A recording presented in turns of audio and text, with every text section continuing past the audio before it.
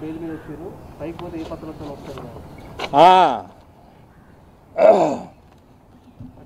పైన రెండు ఉంటాయి, పైన రెండు జాగాలు ఉంటాయి. పైన ఒకటి స్వర్గము, ఒకటి నరకము.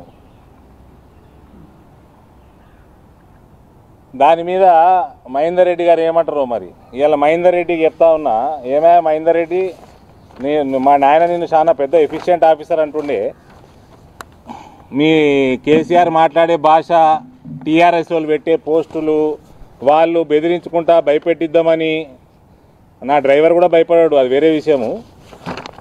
నేను ఏమనంటే కంప్లైంట్లు లేవు కాబట్టి ఎఫ్ఐఆర్లు చేయలేదన్నాడు. ఇగో 22 జాగాలలో కంప్లైంట్లు ఇచ్చినాం, 22 జాగాలలో కంప్లైంట్లు ఇచ్చినాం. మరి నీ దగ్గరకు వస్తలేవా మహేందర్ రెడ్డి గారు? కాయ భాయ్ a number of complaints filed in Nizamabad parliament against KCR and KTR for derogatory remarks made against BJP MPs and central minister. 22 జాగాలలో కంప్లైంట్లు అయినాయి. మరి ఏమైంది? ఎఫ్ఐఆర్ ఎందుకు అయితే లేదు? భాయ్సాబ్ మహేందర్ రెడ్డి భాయ్సాబ్, ఎఫ్ఐఆర్ ఎందుకు అయితే లేదు? సరే, విషయానికి వద్దాం బ్రదర్. పైన స్వర్గం ఉంటుంది, నరకం ఉంటుంది. బెదిరిచ్చుడు కాడికి వస్తే ఇక స్వర్గంలో చేసే పనులన్నీ ఇవాళ మీ ఫామ్ హౌస్లో నడుస్తూ ఉన్నాయి. నరకంలా సలసల సలసల కాలే నూనెలా సలాకలు వేడి చేసి వాతలు పెడతారు, సూదులతోటి ఒడుస్తారట. బైన్సా పిల్లగాళ్ళని కాలు గోరు తీకిండు మీ పోలీస్ అధికారి. నేను చెప్తున్నా ఇవాళ సంవత్సరం ఎప్పుడో ఎలక్షన్లు వస్తే అప్పుడు ఈ ముసలోడు ఎంత జల్దీ డిజాల్వ్ చేస్తాడా అని మేము కూడా వెయిట్ చేస్తున్నాం. ముందస్తు ఎలక్షన్, ముందస్తు తీసుకురా ముందుకి, లేకావు కారు గోర్లు వీకిండ్రు బైన్సా పిల్లగాళ్ళని.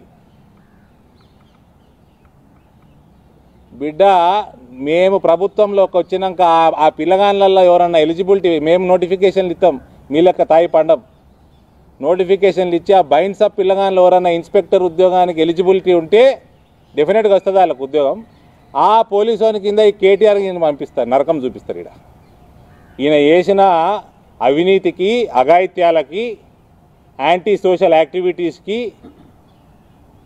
అది సిబిఐలో వస్తుందా, ఈడీలో వస్తుందా, నార్కోటిక్స్లో వస్తుందా, సూదులతోటి ఒడుసుడు, సలాకలు వేడి చేసి నీకు మీ అయ్యకి ముక్కు మీద పెడతారు. ఏడ పెడతారో కూడా చెప్తున్నా నేను. మళ్ళా నరకం ఏడ పెడతారో మాకు తెలియదు, ఈడ మాత్రం ముక్కు మీద పెడతారు. ఏం మనుషుల లెక్క కనబడతలేదా నీకు? హిందువులు గోరు వీక్తారు బైన్సా పిల్లగాంది. నిన్న జర్నలిస్టులని యూట్యూబ్లో వాస్తవాలు పెట్టేటోళ్ళని ఎందుకు ఎత్తుకపోయినరు, రాత్రి కొట్టిండ్రు, పొద్దున ఇడిచిండ్రు. గిందుకే డీజీపీ గారు ఉన్నారా?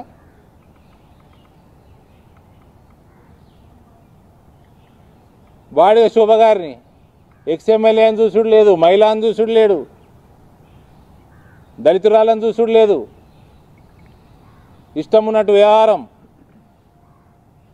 అంటే ఏమనుకుంటున్నాడు ఈయన కేసీఆర్? కళ్ళు నెత్తికెక్కినాయా? మదం ఎక్కువైందా? తోలుదొడ్డైందా?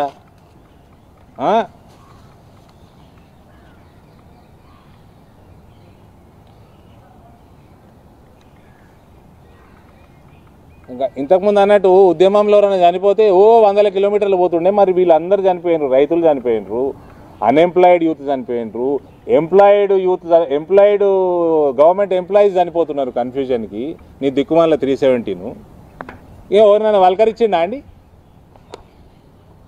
ఎవరైనా వల్కరించిండా? ఏమనంటే ఎంప్లాయీ ఫ్రెండ్లీ గవర్నమెంట్, మా దగ్గర ఇండస్ట్రియల్ పాలసీ అంటాడు. అది ఏంటది? టీఎస్ ఐపాసా ఏదో ఉంటుంది, బంక పాసో, లొట్టపీస్ పాసో, సంక పాసో ఏదో పాసు పెట్టిట్టు. నువ్వు ఎందరు అన్ఎంప్లాయిడ్ యూత్ని పిలుచుకొని, ఎందరు ఇంటలెక్చువల్స్ని పిలుచుకొని, ఎందరు ఇండస్ట్రియలిస్ట్ని పిలుచుకొని ఎన్ని మీటింగులు చేసి ఎన్ని సంప్రదింపులు చేసి ఏమి ఇండస్ట్రీ పెట్టినవా నువ్వు?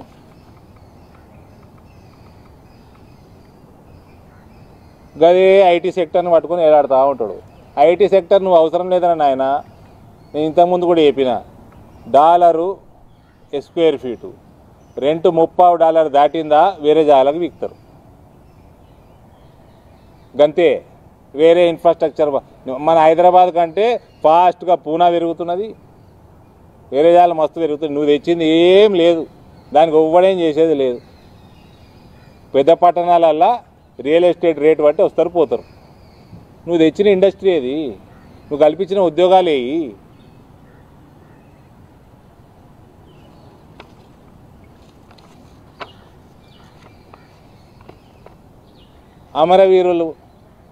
అమరవీరులని ఆదుకోవాల్సింది పోయి అమరవీరులు వీళ్ళ ప్రగతి భవన్కి వస్తే కట్టెలు పట్టుకొని ఉరికిచ్చి కొట్టిన చరిత్ర కేసీఆర్, కేటీఆర్.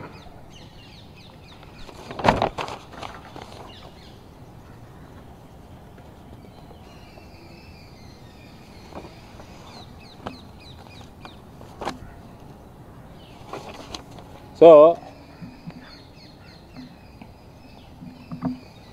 ఎన్ని కేసులు పెడతారో పెట్టుకోండి, మీకు శాతనైనంత తోడుకోండి, ఏమీ ఫరక్ పడదు. నేను చెప్తున్నా కదా, మీ ప్రభుత్వం బట్టలు కూడా తీసి బిడ్డ మీకు తగు ఆడోడో పెట్టిండట పైకి పోతే మళ్ళెట్లు వస్తాడని. పైదే కిందికి దించుతా నీకోసం నరకం. అర్థమైందా కేటీఆర్? నరకం భూమి మీదకి వస్తే తెలంగాణకు వస్తే తెప్పిస్తా బిడ్డ. నువ్వు చేసిన అవినీతి సిగ్గు లేకుండా రైతుల పొట్టగొట్టి రీసైకిల్డ్ బియ్యం దందా చేస్తావు నువ్వు.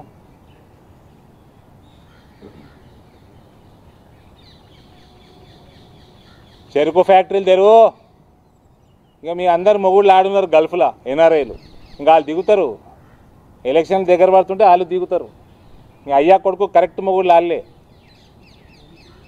ఇక బిడ్డ మీకు తెలంగాణ సమాజంలో ఏ ఒక్క వర్గం కూడా మిమ్మల్ని అమ్మనా బూతులు తిట్టకుండా లేదు. ఇవాళ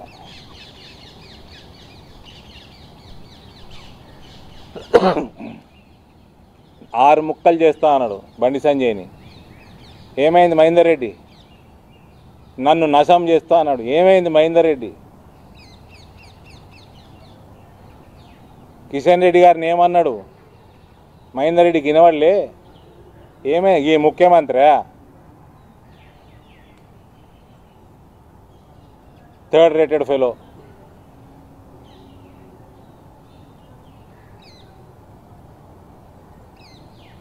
గిసుంటోనికి సహకరించినందుకు జయశంకర్ ఏడున్నాడో కానీ ప్రొఫెసర్ జయశంకర్ చెంపలు వేసుకుంటా ఉంటాడు. ఇవాళ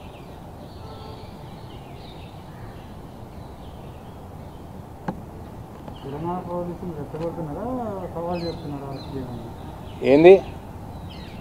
నన్ను అరెస్ట్ చేయలేరయ్యా, నేను తప్పే చేయనప్పుడు అరెస్ట్ ఎట్లా చేస్తారు? ఆ కేసు పెడుతున్నాడు, కోర్టు అరెస్ట్ చేయొద్దు అంటున్నది. కేసు పెడుతున్నాడు, కోర్టు అరెస్ట్ చేయరు అంటున్నది. మా అంటే అరెస్ట్ చేస్తే నా చేతిలో ఫోన్ లేకుండా చూసుకోమని చెప్తున్నా కేసీఆర్కి. ఒక్క ఫోన్ ఉంటే బట్టలు కూడా తీస్తాం నీ ప్రభుత్వం అని చెప్తున్నా. ఛాలెంజ్ ఇచ్చాను, ఓపెన్ ఛాలెంజ్. అరెస్ట్ చేయలేరు, పీకలేరు వీళ్ళు.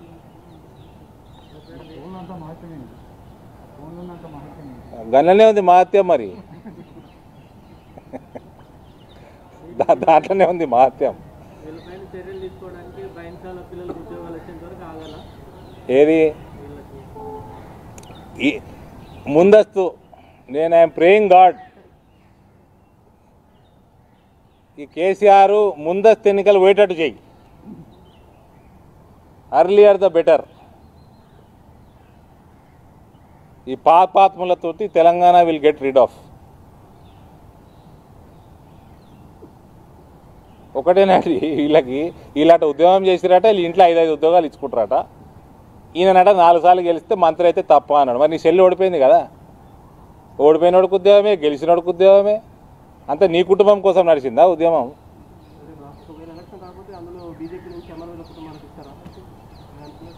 మేము ప్రభుత్వంలోకి వస్తే ఏమేం చేస్తారు వెయిట్ అండ్ వాచ్.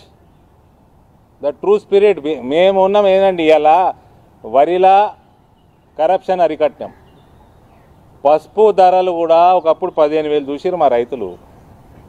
బంగారం పసుపు తులం బంగారం క్వింటాల్ పసుపు మ్యాచ్ అవుతుండే గసుంటి రోజులు చూసిండ్రు. ఏంటికి దిగజారిపోయింది? పసుపు డిమాండ్ ఏడ కూడా తగ్గలే, పెరుగుతూనే ఉంటుంది. ఏంటికి దిగజారిపోయింది? ఇగో ఇట్లాంటి కరప్ట్ పొలిటీషియన్స్ వల్ల. ఇప్పుడు స్టాండర్డ్ ఆపరేటింగ్ ప్రొసీజర్ చేసిండ్రు. మా బాధ్యతగా వ్యవహారం అంటారు దీన్ని. బాధ్యత తప్పించుకోవడం ఏందండి?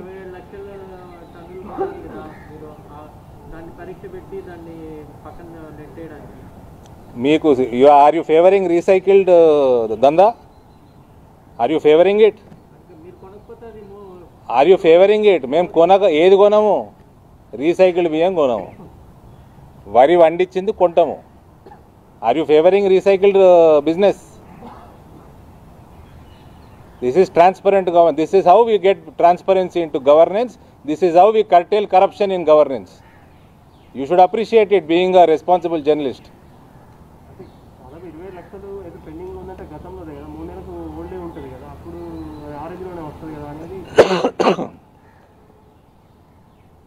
Brother, first తెచ్చిమనుండ్రి.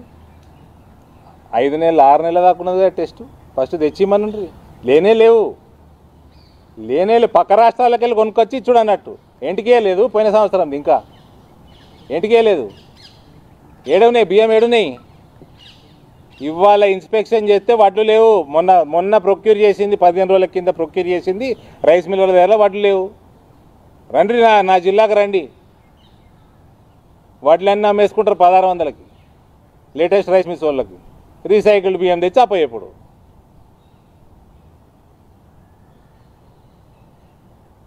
ఇరవై 27 లక్షల టన్నులు ఏడిపోయినాయి. సంవత్సరం దాటిపోయింది, ఏడవైనాయి. మందు కొట్టినాయా?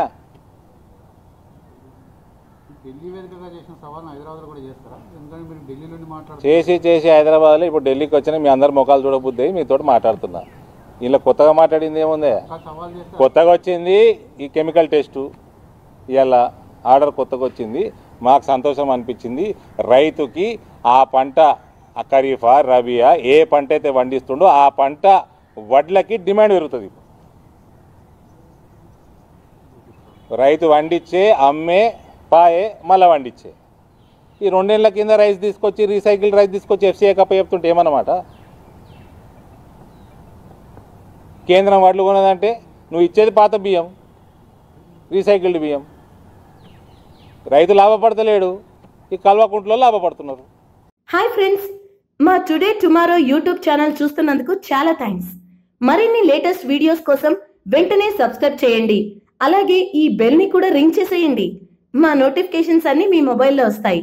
అలాగే మా వీడియోస్ మీకు నచ్చితే లైక్ చేయండి, షేర్ చేయండి, నచ్చకపోతే కామెంట్ చేయండి.